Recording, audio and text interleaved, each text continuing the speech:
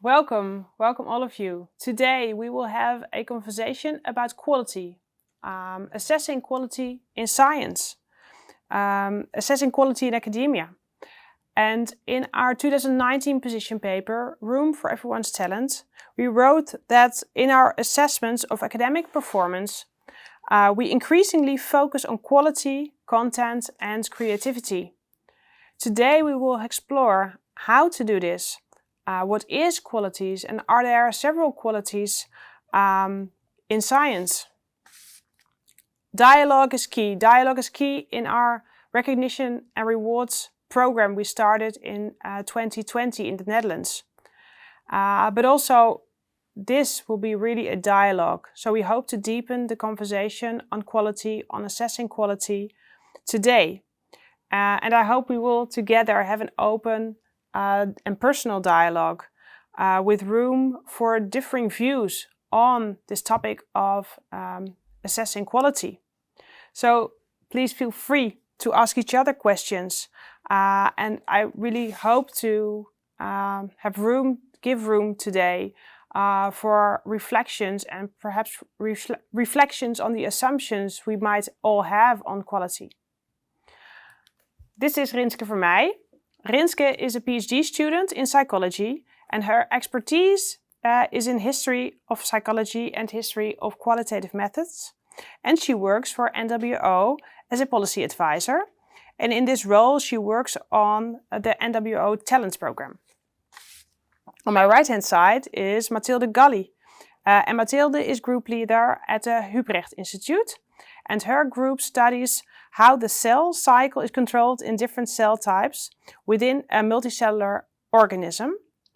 And Matilde has been involved in the discussion or dialogue about how research quality is assessed by funders, and especially in the life sciences. And this is Sarah de Rijke. Sarah is professor in Science, Technology and Innovation Studies and scientific director of the Center for Science and Technology Studies of Leiden. And she's also academic lead of the Academia in Motion program of the same university. Welcome all of you. I'm really looking forward to this dialogue. And my first question would be about science, and it is a personal question. So, what motivates you to work in science? I've always been interested in how do we know things, and especially the methods that we use to know things. So of course research on topics is really interested, but I'm also very interested in how do scientists approach this question of how do we get to know our research topic, and what are the fashions and what are the things that we maybe don't do. And I think because I think if you think about that, then science as a whole will increase in its quality if you keep reflecting and keep being critical on what's normal and maybe what's the best way to do things. Yes. Okay. And what is it for you? So what motivates you to work in science? To do science, and for me that is to try to understand what is life. So just having a small contribution in understanding, the basis of life, which sounds like, oh, well, who cares? But I think that's like the major question out there. So does a plant grow and a brick doesn't? And what defines life and how it propagates? That's, I don't ask myself that specific question every day, but that's what, in the grand scheme of things, motivates me to make a little contribution in that question, very big question. Beautiful. And what would it be for you? I think we have a similar type of background and answer. I started in psychology and I was triggered to become a researcher when I started to learn about the history of methodology and the history of objectivity and how scientists create facts and how that evolves over time and through different methods. So that kind of reflection on how do we create knowledge, what do we consider good knowledge, which is something we have defined differently over time. That really gets me going. Also because I think there's also room for improvement. So doing research on how science comes about, whilst also trying to intervene in the practice of science governance, I think that's my main driver. Okay. Very beautiful drivers, I think. Thanks. We're all, I think you all have a big heart for science and hope to, bring it further and get more knowledge. How would you like to be assessed in your work? So what's quality for you in your own work? I think one of the things that matters is indeed something we've already discussed when the cameras weren't on. Like when are you assessed? So if I apply for funding, it's a very different type of conversation and process. In my own institute, that has also varied over time. I've also worked at other institutes. So when you're a PhD candidate, I think your needs are very different from my position now, in which my own boss is further away and doesn't see me on a daily basis. So now with the responsibilities of managing an institute and doing university leadership roles, I think being recognized for how you accommodate others and help others grow is very important for me, so that I am caring. And I think I wasn't thinking about those things when I was doing a PhD project. Of course, in my life I was, but not necessarily, I think, in conversations with supervisors. That makes sense. Yeah, so leadership qualities is, for you, is now very important in your own perspective. The challenge is to also have a conversation about and still remaining firmly grounded in content, which becomes more difficult when you have more leadership responsibilities. So quality of research and doing research is also different, I guess. Your contributions are different. I think recognizing that in conversations with the ones that are assessing you are very important to me. Yeah. And how's that for you? What's the quality of your work, and how would you like to be assessed? Well, how I would like to be assessed is a bit of a different question, because as a PhD student, on the one hand, you're assessed constantly, of course, which is good because you need constant. You're still learning, so you want to know what can you do better. But at the other hand, the big assessment where you add up the scores, kind of. In a PhD process, I think this is. A bit different from, for example, if you have a yearly RNO, and of course we have that as well, but to be assessed on the quality of your research, in the end, it's going to be your supervisor who has the full kind of authority on when you are done. And then you have the committee. And then they decide within a closed room what is the quality and if it's sufficient or not. But that's kind of it feels like sometimes. So I think, for me, I would like the assessment to, for example, the RNO that we have each year. At the moment, sometimes it feels a bit like a procedural kind of necessity rather than really an opportunity to reflect and see where there's room for improvement. So I think if that could be a bit more used in a more purposeful way in the assessment, I think that could be one way of kind of giving a bit more structure to how I'm assessed as a PhD student. Yeah. So the program is called Recognition and Rewards. Yeah. Where this conversation is part of. Yeah. Could I say that you don't feel really recognized in these yearly conversation and a final assessment at the end of your PhD program? Well, I am not there yet, so I don't know how that will be. Of course, it will be a beautiful day when you get the paper and get to have your defense.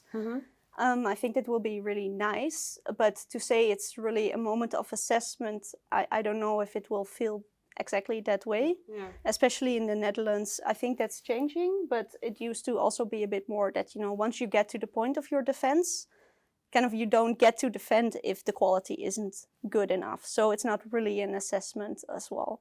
So then I would like, personally, as a personal PhD, I have a wonderful supervisor. And so I feel really recognized. I feel really personally rewarded and encouraged to do what I think is important. But as the PhD student on the table, I know that that's not the case for a lot of PhD students. So for them, I would like it to be a bit more, structured. Okay. I guess one of the things that I find interesting and also difficult about the recognition and reward program is that it's partly about, I think, my understanding of it, it's partly about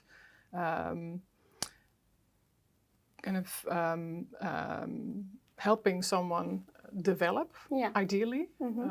And the question is indeed, does that happen or not? Or do you feel supported? So that entails yearly conversations, hopefully more conversations on a weekly or monthly basis, and opening up the conversation to where you want to be next, these types of things. And then there's also the more formal side of assessments in which you were also referring to the defense and everything that happens before, including maybe in your case also articles. So then you are subjected to peer review. We were talking about funding. So in different stages of your career, you're also, of course, applying for funding. Maybe that's not yet the case, but so it feels a bit like there's two conversations. There's this formal assessment side, and then there's a recognition and reward in an institutional context and in a career context that can also take place outside of universities. I just wanted to mention that because sometimes it helps to disentangle those a little bit. Yes. Yeah, and I also hear people say that perhaps we should move a little bit more from assessment to development. Right. Yeah. So this conversation is specifically about quality and quality assessment. Yes. But I relate to that some institutions are moving more from assessment to development. Yeah, and I think it also relates to what you just share. For me, it doesn't really feel like assessment. No, but for me, it's also a little bit hard then to see, if it's not that formal assessment part, then as a PhD student, I don't get much other ways to kind of be rewarded.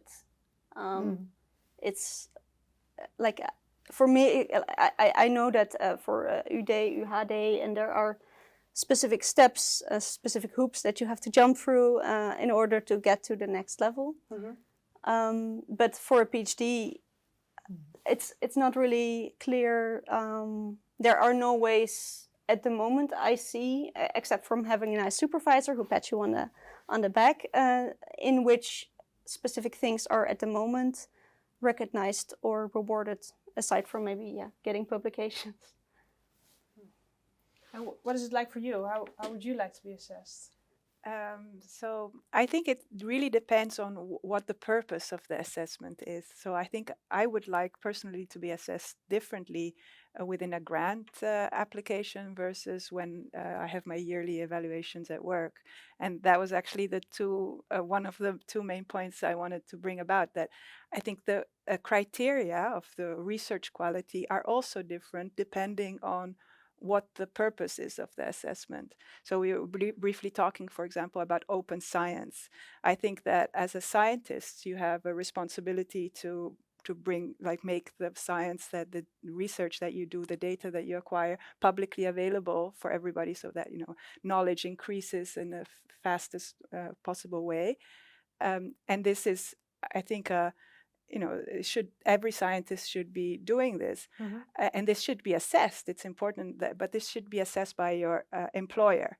And I don't think that a funding agency should assess if you are a good scientist because you do open science, because that doesn't reflect directly on your research quality. So if whether you made data publicly available or not doesn't change the data. The data is either good or it's bad or somewhere in between, but it doesn't, making it open access doesn't influence that.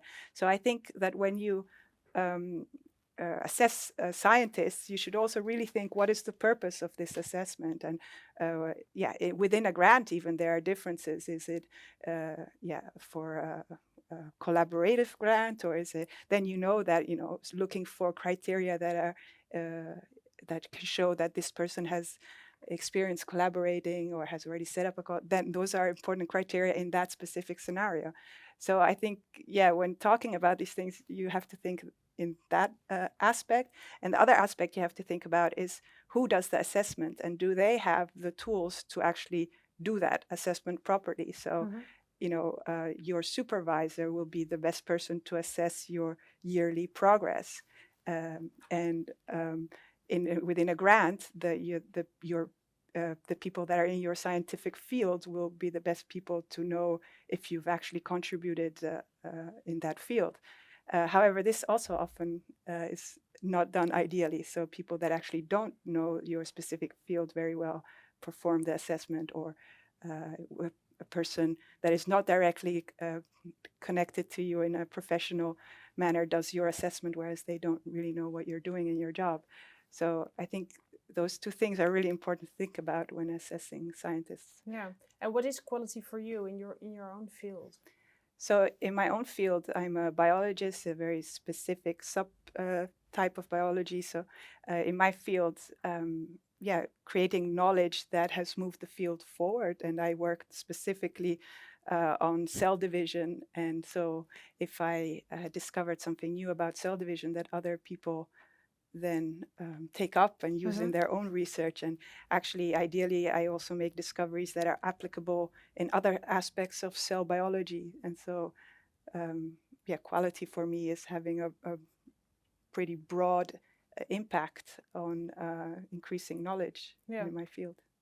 And do you, Sarah, because you're an expert on assessment or on research assessment, do you see that in other fields as well, that creating new knowledge and moving the field forward or having an impact on the field, is that something that you see in a lot of different disciplines, which is part of quality? Yeah, I was just thinking, I think when you look at the research on research quality, there's a lot of research on how that has developed over time. I think you see three common threads in what is considered quality, and one is innovativeness. So I think that's what we're talking about slide here, and the other is reliability, and the other is usefulness. There's a lot more to be said, but I was just thinking about that. And I think what is considered innovation or innovativeness, and fast-moving fields, it's not always the case that is the form innovation takes.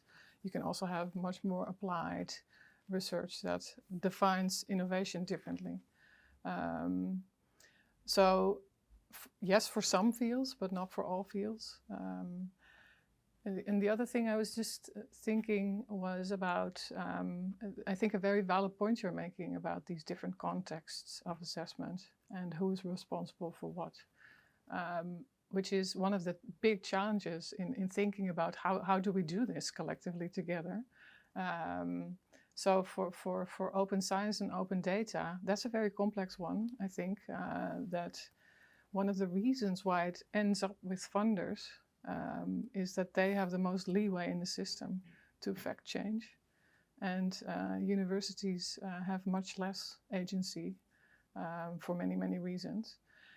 You can still disagree, or is this a good idea that they have that, but it's a fact that they have, they are not kind of subject to rankings. They have more leeway to change things in the system. So if you see change, it often comes from funders because they can.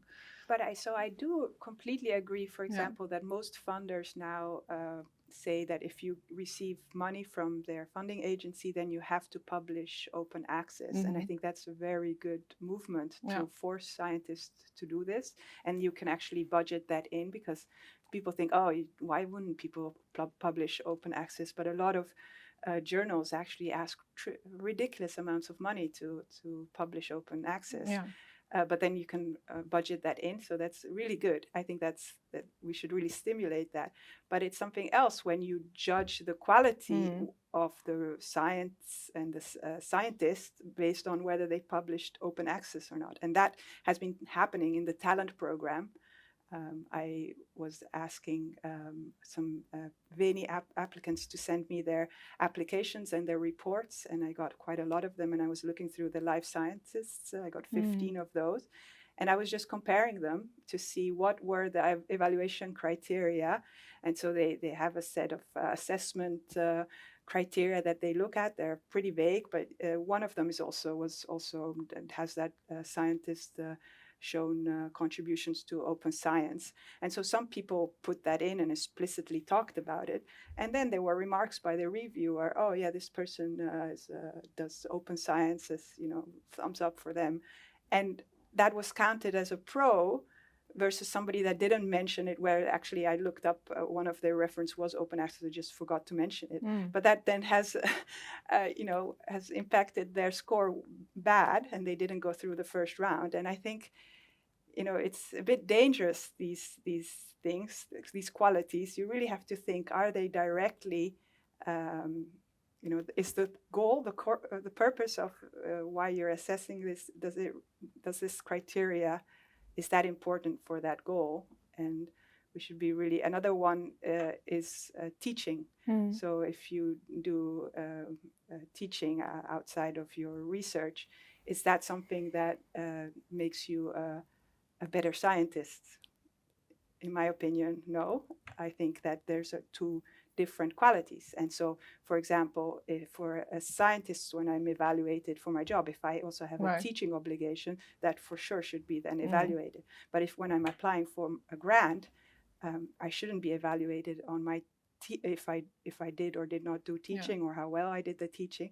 I think it is fair to take into account if I spent less time on research because I had teaching obligations.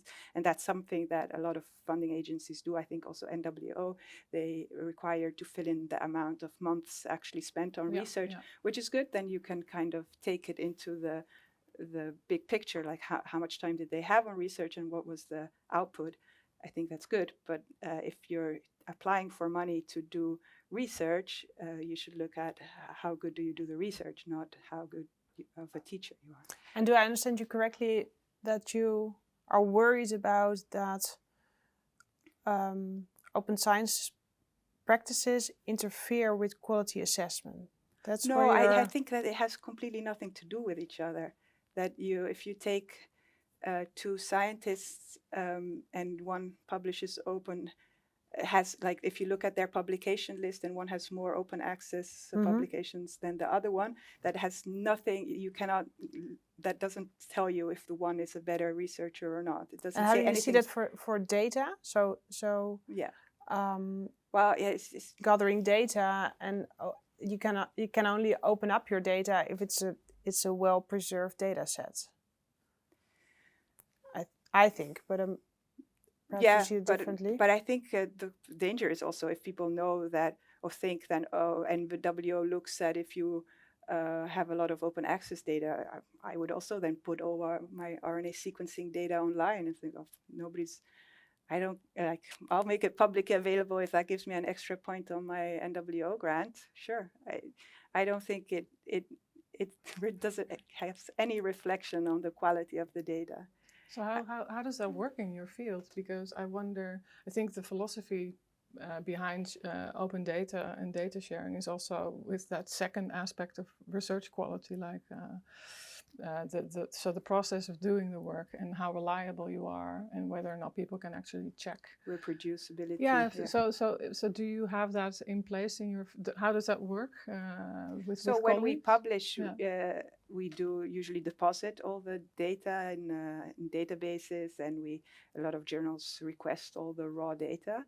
It's actually so we actually do sometimes use data sets from other research, but in my field it's pretty rare because it's very specific experiments that we did with specific condition or timing in development or whatever, you can't really compare or often reuse the same data set. But I think the reproducibility actually comes from people build on the discoveries you make. So if I discover that a gene is responsible for something, I know that people will, with that knowledge, will then use that gene in their experiments and expect the same results. So that's kind of how we reproduce our work. And they cannot publish it again because we already published it, but they do build on it. And if you do hear stories where people cannot reproduce a result of another group, and then often after a couple of years you get a notice of concern or something, or a retraction, those kinds of. How do you see the relationship between open science and quality? That's not really something I can do in one sentence. When I was working with this large international group on the UNESCO recommendation on open science, we took a very broad definition of open science. So that also includes taking into account who gets to have a say in shaping the research questions, which communities. So it doesn't apply to all fields. This is really general level. Framing of open research.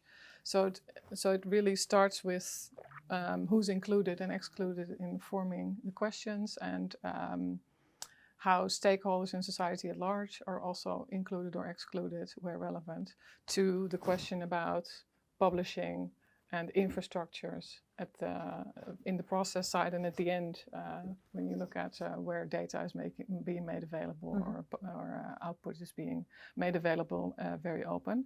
And there's a clear connection with assessment there too, and the journal issue that we haven't really touched on yet. But, so I think for me the relation is really clear throughout the entire research cycle. That the question of openness is relevant. And it doesn't apply to all fields in the same way. But to think about what open research is and can do needs to start, it's not only about publishing and open access, but it's really also at the start of developing projects. Who is this for? And are they also included in thinking about the setup where relevant? And Matilde says, for me, open science and quality of science are two different things, if I understand you correctly. How do you relate to that? Is it two different topics, or is there overlap? Is it intertwined, quality and Yes, I think openness? it's very intertwined, but that is because, because of I think the point I just tried to make. What's making this complex is, I think, that we originally, when we look at last 1.5 centuries, first talked about qualities in research quality in a very narrow sense in terms of how quality is defined in fields, in small communities, in relatively circumscribed fields, and that we now have a very different global landscape in which we also have 50 years of research policy that is starting to intervene in how we define quality. So literally funding agencies also intervening in the process of what we consider to be quality. University governance actors that are also expecting researchers to be held accountable for public spending. And these things are relatively recent when you look at the history of science. It's only 50 years.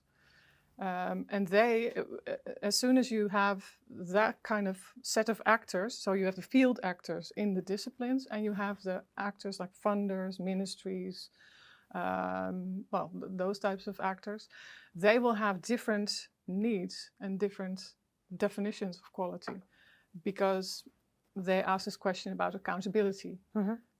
And this is also where indicators came in. So we have this huge landscape of evaluation relations, and they are not only about research quality as I think you would like it to see, like really like field recognized dynamics of quality, but they're also about funders that are trying to change the landscape towards more openness. And that's part of a larger movement that we see develop over the past decades. Yeah. How do you see that? Because you started pretty recently here at MWO, if I'm correct. Yes. And you're working on the talent program. Talent program. So how do you see that in practice? Yes. I think first of all there are again like two discussions about the quality of the research of the individual researchers. So how good is the research that you're doing, right? What you're talking about. But also on a larger meta level, like what is our research quality? Like what kind of quality do we produce as, for example, a country or maybe even a global network? And I think on the basis of like individual research, I can understand your argument that yes, of course, it's independent whether or not, you know, your university has some money to give you to publish it open access. This is a bit arbitrary. In that sense, I understand the concern that open access does not equal better quality because it's dependent on all these external factors that you don't have any influence on. But I can also understand that from a larger perspective, if you step back and you look at how is our science progressing and how can we build on each other and how can we check and how can we replicate, then of course open access is very necessary to improve the quality over time. And as a funder, of course you are more concerned with this, like how do we bring this forward rather than like what are the individuals' concern is then less maybe big than the concern for like how does science as a whole progress. And so to get to your point on the talent program. So what we do is, for example, we ask for some information. For example, at the moment we ask for 10 key output items and that they can give some information about these outputs that are most important to their specific funding request, right? So if you have a research, then you can give 10 output items that are relevant to that research. So if you then, for example, developed a course that also builds on that research or that is a result of that research, then you can mention that as an output item. But as far as I know, like, are you a good teacher is not in that sense an assessment point, but you can give these educational things as an output item if you, for example, developed a course or then it can be taken into account. And as for every output item, you can then also clarify, okay, what is the thing that we want the committee to look at? So also to clarify, like we, NWO, we don't judge anything. We don't award anyone any points. We just find the people that are the experts in the field, that know how all the research is done in this field, that are senior, have enough seniority that they have a lot of experience of like, what does all the research look like? And in that context, how does this specific research compare to that in the context of that field? And so if the people who actually judge the proposal agree with you and say, okay, open access in our field is so arbitrary, we cannot really use that as an important indicator, then they are very free to, of course, between these experts, make that assessment. Well, but yeah, it is one. I disagree there because the talent program has changed now, and this assessment of the CV is happening by a very broad committee. And actually, when it's sent out for peer review, it's not evaluated. They're not allowed to evaluate it anymore. So what you're saying is not true. If the first committee will determine whether this open access or their course they developed is relevant for their scientific qualities, and they are not the experts to determine that. Do you have experience in committees or also? Yes, I've also been recently in an open competition NWO committee, and there actually they don't have a CV assessment, so that's a different type of assessment. So we only evaluated the reviewer reports and then whether the rebuttal of the scientist addressed the concerns and so forth. So that was a different type of assessment. But I want to go back to the talent program because that has kept me busy for the past years, and I actually have a whole list of things that I think are going wrong there in the evaluation, so I can share it with you later. But one thing is that there's a very broad evaluation committee that is doing this first assessment. And you say, oh, well, you think they have a life sciences, for example, but life sciences, a biologist within biology, an evolutionary biologist cannot judge a cell biologist application. So, for example, when I was in this open competition, I was in the life science board and I had to look through 14 or 15 applications. And these were all biology, but even molecular biology. But I think I could only really understand 5 of them that I know, like the type of research, like experiments that they did and whether it really made sense with their research question. I knew the field a little bit, or I could understand it if I read a paper about it.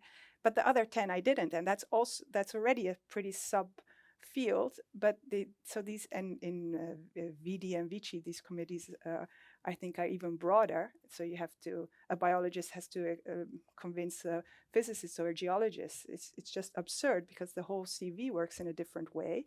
So then they think, oh, open access in my field, that's important. So, or a teaching, I personally feel that that's an important attribute to how a scientist should be evaluated. So it comes to the second problem, is that the assessment criteria are not well specified. So how much they're very vague, what they even mean. If I have the VD assessment criteria from this year are online now, it's half of them you can't really understand what they're really asking, like what is the actual criteria that they're looking at. And the relative weighing is not told, or maybe they have it somewhere but I don't think it's there's actually in the scoring system at all.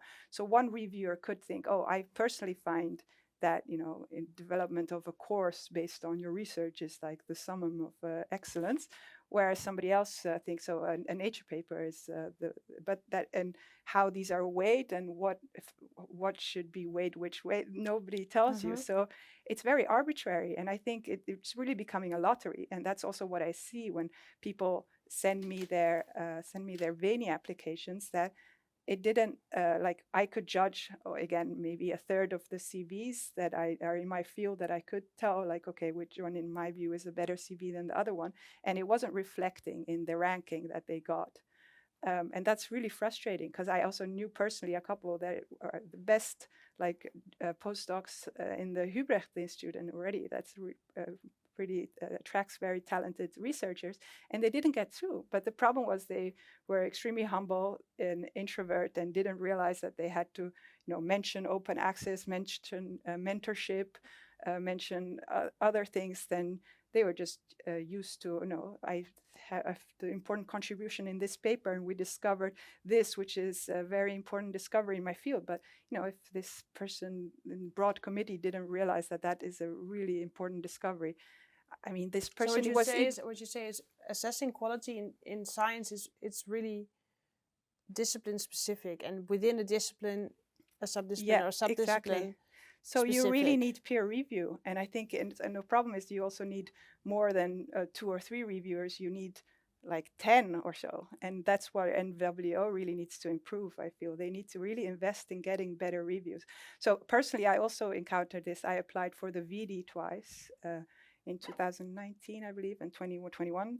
That's when I also got first acquainted with this recognition and rewards. And I was like, whoa, they changed the whole CV format. What do? I asked a friend that had recently applied. Yeah, you have to write a story. And nobody really knew what it was. Okay, so, but yeah. And then same year or around the same time, I applied for the ERC starting grant, which is kind of similar in stage of your academic career. And I did get the ERC starting grant, and I got 12 reviews from people in my field. I could see they completely understood my proposal, and they were giving me also super constructive feedback. Okay, this probably might not work, but that person has thought about that, and very cool to read that experts in the field actually understand it and think it's really good science.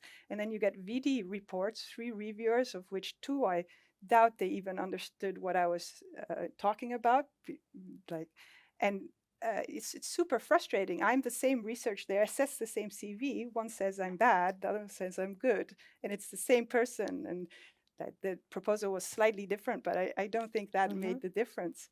So can I ask, because I think you're making a couple of points that are different. different points. Okay. One is about the process and who assesses you, and the other is about comments you make about CVs, and narrative CVs, but that is, I think, a different point. The main point you're trying to make, I think, is who is actually the expert that looks at your proposal and when. And we maybe need to talk about narrative or evidence-informed CVs as well, but I think that is a different topic. So that's the problem, that it's also been difficult for me to actually define it, because I think there are so many things going on, and not per se like terrible. It's still, you know, I think the people that get these Veni Vidi Vici are good scientists, I'm pretty sure. But it's also because, you know, there's so much competition for these grants. There's little money for fundamental research, really curiosity-driven, not benchmarked for specific, societal problems. And then, people get, they're already, like, the ones that are still doing it are the most ambitious and motivated. So the quality is already very high, but I think then all these little things add up, and then they're happening at the same time. So there's this orientation in the funding landscape towards more societal relevance and missions. And then there's the whole programs with open research and recognition and reward. And this broad assessment. They removed the scoring system. And, you know, all these things in the end, I think, are moving it to a system that's not working well. And for me, it's a transition period. And and clearly mistakes are being made. And I think also I sometimes complain that for instance, experiments with new CV formats aren't, I'm not talking about NWO per se, but in general, that we really, when we introduce something like that it's properly installed, communicated, everyone's included in what we're going to do, and there's evaluation of how it's going. It would be nice if it would be tested before. I think that's happening, but it's not clear where it's happening, who's involved. So that's one issue about communication as well. But I think it's not all going badly. But I think there's so much going on, and it's so unclear when people are talking, and the discussion gets convoluted. So that's my concern with the discussions sometimes going in that direction, or that people from different fields start to become kind of adversaries instead of like. It's difficult to get a grasp on it as a. And the basic research funding is indeed one of the underlying, I think, concerns, and that's drawn into a discussion about recognition and reward. And I think it should be kind of disentangled. So there's an issue with funding of certain type of research, and then there's also experiments with new forms of assessment, and those are like separate but interrelated issues. And how are you trying to do it at Leiden University? So you're an expert in the field and working on the Academia in Motion program, and you're also trying to get a grasp on assessing quality. Could you tell a little more about that? So that's not a funding context. No. But where it comes together, obviously, is when you talk about career steps. What we've seen over the past years is that funding, like grants, have become one of the instruments for promotion. I think we would like to disentangle that a little bit as well. So what we're trying to do in Leiden is to take an evidence-informed approach. I'm saying trying because it's very complicated. Because of all the different demands, and some people would like this to go more quickly than others. But I think what we're trying to do in Leiden is, one, we take together the Open Science and Recognition and Reward program, because if you want to foster open science, you really also need to work on how people are being hired and promoted. So if you don't select for people that work in an open way, you don't promote open research. So it's interrelated. And the other thing we're trying to do when it comes to quality and notions of quality, and this is where it becomes very complicated, I think, is that we would like to take the next year and a half in our university to have targeted dialogues in different faculties with what we are calling FAMEs, so faculty level academia motion teams, guided by experts in criteria for good teaching, good leadership, and good research. And then have a dialogue about what is quality in your faculty, in your discipline, and how can we do strategy evaluation protocol level assessment. So that's really at the unit level, as you know very well, of course. And how can we build careers on the basis of situated, discipline, field-specific notions of quality. And that is, I think, partly so a dialogue. So you recognize what Matilde says about the specificity per discipline. Yeah, absolutely. But I think a funding context is very different. So here we need to take into account team, who does what, and I think there's probably no disagreements at the table. So in the faculty where I'm working, social sciences, there's a lot of education. So we need to think in our faculty about how do you foster careers that also really reward education. But that might look different in a different faculty because they have a slightly different portfolio of activities, more impact related maybe, or more basic research. Do you, because you work in Groningen Yes. as PhD student, what do you feel in your environment about quality, recognition rewards,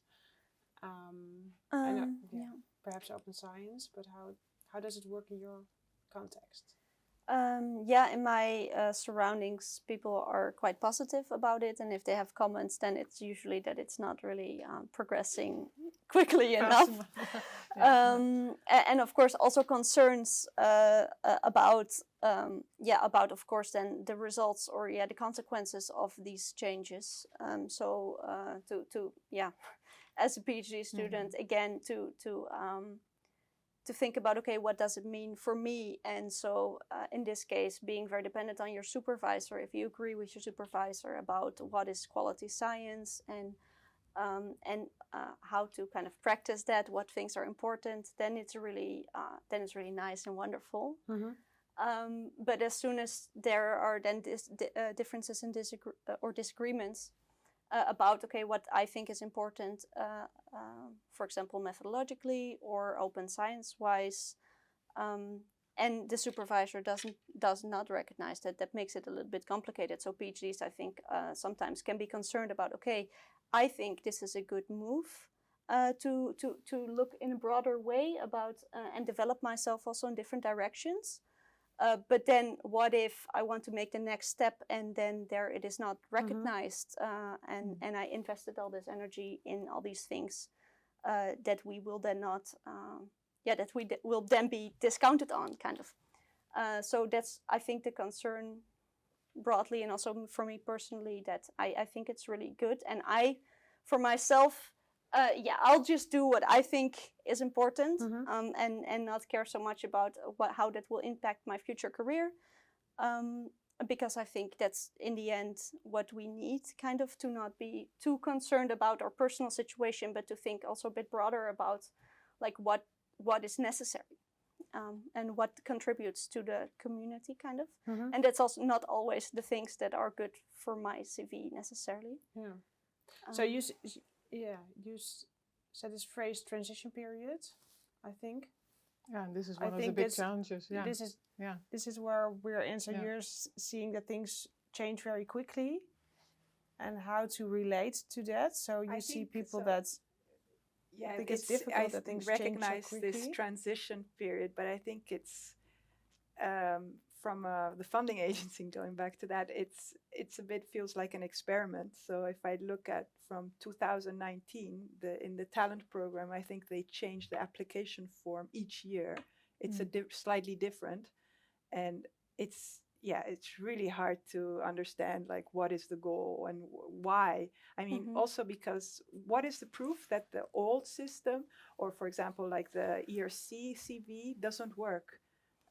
I think it worked really well, and now you're changing it. And for me, there's no proof, for example, that the narrative CV bring something better than the old-fashioned CV where you just had bullet points. You know, you could list the committee work you did, you could list the teaching you did in just bullet points, and the conferences and the invited lectures, and you don't have to write a story about that. I don't know, but I know that SNSF, the granting agency in Switzerland, at least they did like a test with a narrative CV format in one of the, I don't know how many granting grant schemes they had before. Medicine, yeah, and then they actually evaluated. They have a paper on bioarchive, maybe it's published now, but they actually take these little steps to first see, does it work, does it improve it, and then I think they saw which points did work, which ones didn't, and they now have some kind of format that works, which is, by the way, very different than the narrative CV that NWO is doing. There it's really only about the science that you're writing a narrative, and not per se about your career choices and the activities besides the science itself. So yeah, for me, this like narrative CV, it's I'm looking forward that they just take it away and go back to the old system, because I understand the idea that you want to look broader than just counting publications or looking at journal impact factors or H indexes. I know that's not ideal, and that doesn't really always reflect quality, probably. Yeah, I don't know, but I don't think this is the solution, because it's introducing new biases. So one, it's unverifiable. A lot of claims that are made in a narrative CV, you cannot really verify them, and they still influence the reviewer. I can give you an example. So you say, well, please look at the Switzerland case, because there was this narrative CV developed and it was first tested. You perhaps have an overview of how this is moving in different countries, and what kind of research there's already being done on this topic of working with evidence-based CVs or narrative CVs. Could you reflect on that a little? Yeah, and I think NWO is part of a larger consortium of funders internationally that are working together to think about structured ways of creating better CVs. And the idea behind that, I think, is indeed partly what you're referring to, with the ways in which like classic CVs are being structured. They have big issues, methodological issues that have been researched and proven, partly with respect to the indicators that you're mentioning, and partly with the way in which we think about reputation and how you read information, how people interpret information. A lot of research has been done about that kind of social process of reading CVs. So, and I think a consortium of funders are now collectively trying to have mutual learning community in how to do CVs in a more responsible way. And there's a lot of research on what that should entail. And partly it's indeed about having on both sides of the evaluation table, like very clear instructions so that everyone's okay with what's going to happen. And that is something that I feel sometimes not present yet in the context you're describing. An evidence-informed CV in its ideal format, I think everyone recognizes, needs to have substantiatable information. And it shouldn't be a journal impact factor, but it also is an oversimplification to refer to a narrative CV as a story that people just... That might be the case, I don't know, for some, but I think the good way of doing this is to have a CV that has verifiable information in it, that has criteria in it that the evaluators recognize, that they can assess, and that the evaluatees also recognize as the good indicators. And on the side of the evaluators, we've been talking about panels and about who's selected. I think a lot of work needs to be done to train people to actually read these CVs in a solid way. And that training is very hard to, I think, provide to panelists, because scientists think they know how to evaluate and do review of CVs and proposals. but we don't get training in that at all. We're just thrown in the deep. And once you're an established researcher, people find it very hard to acknowledge that they need that kind of training. I think it also relates to what you said. So I know what my own supervisor likes and recognizes, but I don't know what another perhaps future supervisor would would feel is important. Yeah, and that's why also there were some points that you made that I wanted to respond to and finish also what I was saying. So one thing that they can say is, so we asked them to identify whether the publication is open access or not, and that is on the form, so it's visible, but it's not necessarily, of course, still the committee assesses on the points. We just want them to include the information so that they have the full kind of overview of what is available, but also we ask the applicant to for these output items to specify why is this an important output item, and what is the quality indication for this, and then they can say, well, it has been very well cited, for example, and give also citation numbers. So we, of course, we try to kind of also make sure that first of all, it's uniform so that everyone provides the same information, and if possible, for example, links and evidence towards the output, but also to give them the space to say, okay, I think this is important for this reason, and so to also kind of show the ways to look at it, kind of. But you also had a question which I already forgot. Well, about this, Sarah mentioned that not everyone is has the tools or the talents to assess. So, and you mentioned that you don't. It's a pretty unsure phase right now that you see this transition, but you don't know how quickly it will go. You don't know. You know your own supervisor, but you don't know who will be your future supervisor. You say, exactly. I choose what I think is important. But I also hear the concerns of the generation of PhD students and postdocs who say, well, I don't know what will be important in the future. So it's and then you have to kind of choose, okay, do I go by what has been important in the past?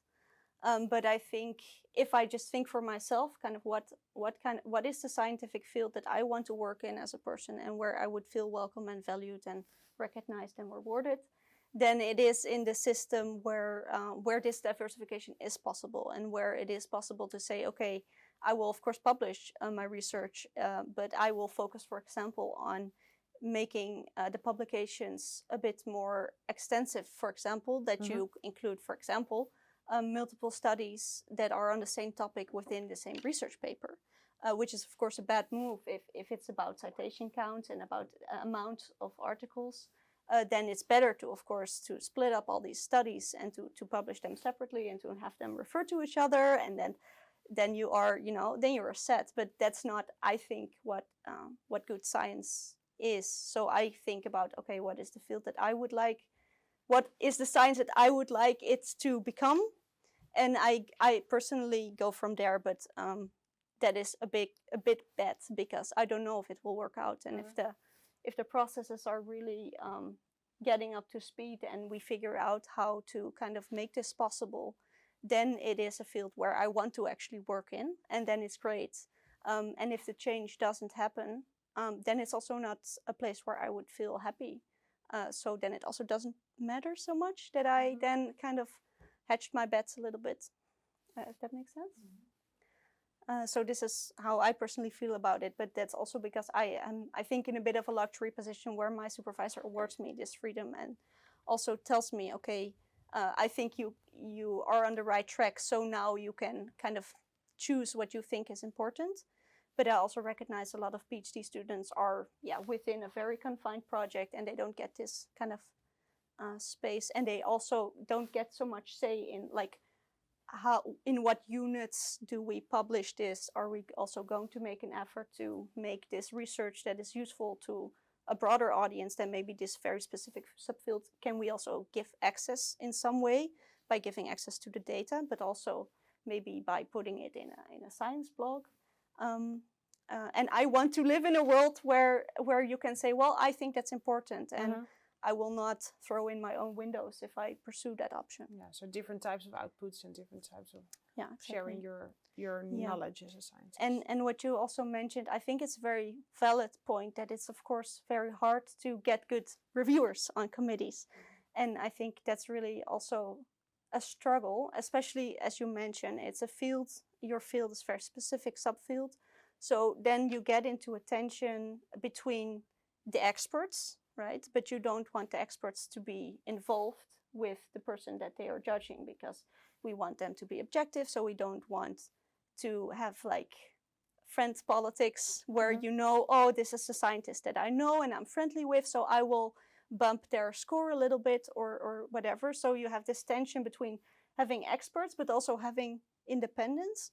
And I can imagine that on a European playing field, it's a bit, also you have more people who are doing the same things in different places, that it's also a bit easier to find people who are not already involved, but are still having the right expertise to also get into depth of the proposal. So it is a very valid point that it's, now that I've tried it, to find good committee members, and you ask so many people and they all don't have time, because this is not so much recognized maybe or rewarded in their career. So of course it's prestigious and it's an honor to participate in these committees, but they have a lot of other priorities as well. So it's also invisible work. It's invisible work. So if we can recognize and reward this, I think it will also solve the problem where we cannot find the people because they don't have the time, because they have to publish the research.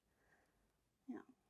Well, this conversation doesn't feel that it really has ended, but I think we're going to end it for this moment. But there's a lot more to say, and you already said it. I cannot speak about that in one phrase or one sentence.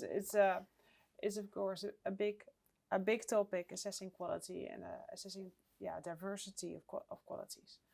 My final question to all of you would be, what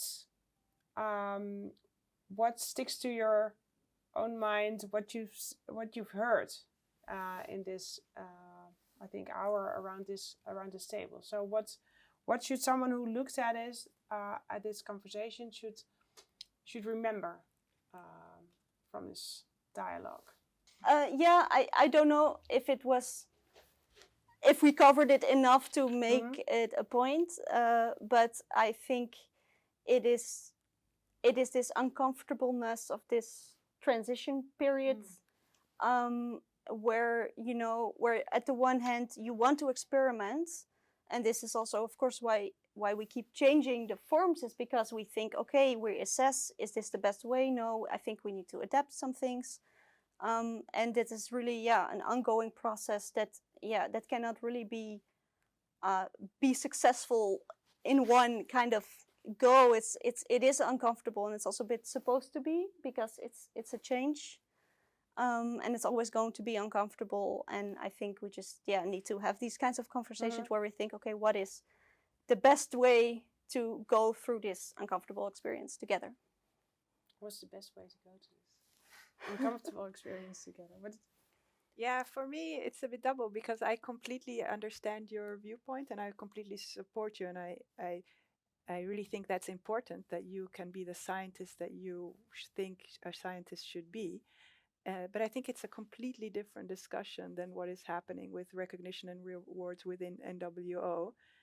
And that NWO shouldn't assume this responsibility about changing scientists. They should really, there's limited money. They should focus on getting the money to the best scientists in the Netherlands. And this is not happening at the moment, because, we're all thinking, but what is the best scientist? And but science has been going on for centuries, or from when we exist, we've been doing experiments, and we actually know, like, what science have we built on. Success. You can, you should also trust what has worked in the past decades. I think, the revolution we're making in science, it's something international. You can't just think that you can change this. I think we should think about how to evaluate scientists, but that's a conversation that you should have with employers, and that will also have a big impact. But for the science part, and looking at which discoveries are important to make, and which fields are moving forward, and which contributions are important, then you should focus on the science and not on all the extracurricular activities that don't directly impact science. That's for me the take home, but I'm not sure that, yeah. What will you take home? That we have a lot of dialogue that we need to have. I fundamentally disagree with this, but I think the takeaway for me is, can we have more of those conversations in which we explore the roles of funders, universities, and what the landscape is internationally, and how indeed we can transition into a better research culture. Funders really do need to have agency there too. They are not only giving money to... it's really important that they also take their responsibility in fostering good research cultures. And that is a broad international movement. But what I'm really worried about is that there's a generation that is going to suffer from that transition period, maybe including us in the system, like 10, 15-year people, including early career researchers that are struggling. That is one of the biggest challenges, I think, that supervisors are dealing with, that also want this to change, but they also want them to succeed. And how do we do that responsibly? So that is what my takeaway from what you've brought to the table in your kind of responsibility as a PhD candidate. Yeah, there's a lot of perspectives also on time, or what's quick and what's slow. Yeah, it's and what's durable in the end. Yeah, and 4 years is it's a long time, but also very short. Yeah, it's also very short. Thank you very much for sharing your thoughts, sharing your concerns, sharing what's happening around us. Thank you very much. I hope that a lot of people in the Netherlands and in the countries around us and the countries overseas are having this conversation as well. And that, we will move towards a science and a research system we all like, and good quality is prosperous. Can thrive. Can thrive. Yeah, and at the same time we open up our work. I hope that we will be able to do so and to continue this dialogue. Thank you very much.